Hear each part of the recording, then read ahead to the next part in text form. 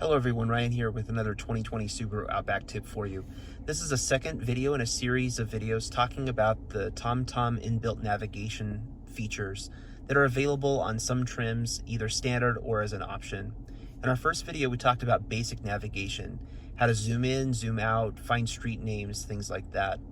In this video, I wanted to talk about using the touchscreen to find points of interest. There are actually three different ways to find points of interest. You can use the touchscreen, you can use the voice navigation capabilities, or you can use the Starlink concierge service. So we're going to make separate videos for each of those, but in this one we're going to talk about the basic touchscreen capabilities that are available right on the screen. So to bring up the points of interest search is really simple. You go ahead and hit menu here in the lower left, and then you hit search up here at the top.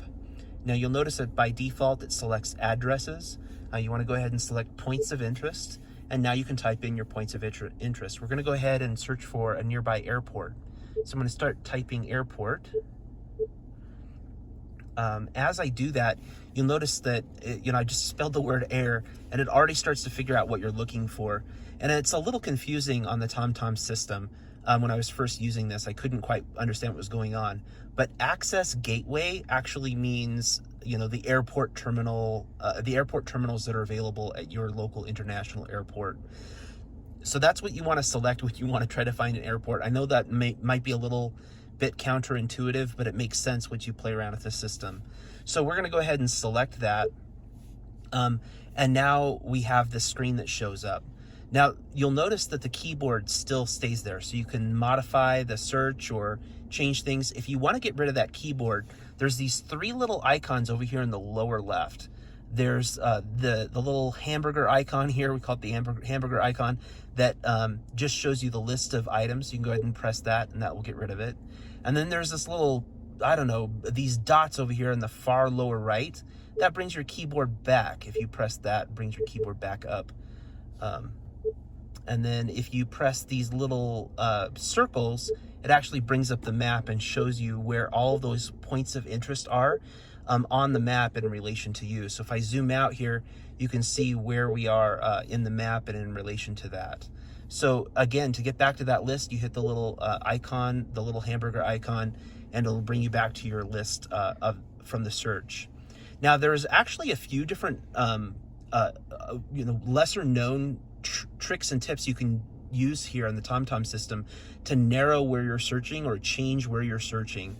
And that's using this little icon up here right to the right of the X up here at the top. And it looks like a little person with a circle around it. If you press that, you get these options, and this is where you're searching from. So you can search the entire map for something called Access Gateway. Near me, which is what's default, it uses GPS navigation to figure out, GPS positioning to figure out where you're at, and it searches around your area in a specific town or city. And then there are two grayed out options. They are along route and near destination. So you can actually search for something along your route or at the destination. They're a little hard to read when you're in night mode, so I had to kind of squint there a little bit. And then finally, which is a really strange feature, I'll have to make a video just exploring this one feature. You can search for points of interest at a specific latitude and longitude. So we'll have to have some fun with that later. So that's how you can kind of narrow in where you're searching.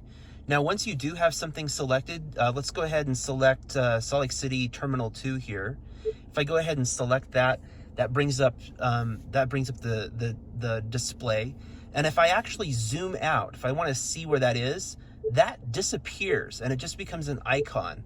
And that can be a little confusing. Remember, to get back to it, you can hit the hamburger icon in the lower right, or you can actually just select the icon and it will select that again.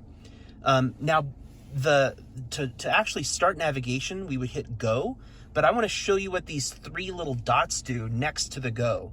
If you select those, it'll bring up add to favorites, search near me, and more information. So you can play with those. You can save this point of location as a favorite so you can find it faster. But I want to show you more information because I think that that's actually a really useful thing. You'll notice that it says SLC Terminal 2 And then there's some stuff here, Salt Lake something, and then it goes on and you can't see what else it says. So if you select more information, it will actually show you the full display of what is in that text. So you can see that what's there is actually Salt Lake City Terminal 2, Salt Lake City International Airport. And it tells you the city, the state, and so on. And it also brings up the phone number. If I scroll down here, you have the website, you have an email address, and some information, some basic information about the airport.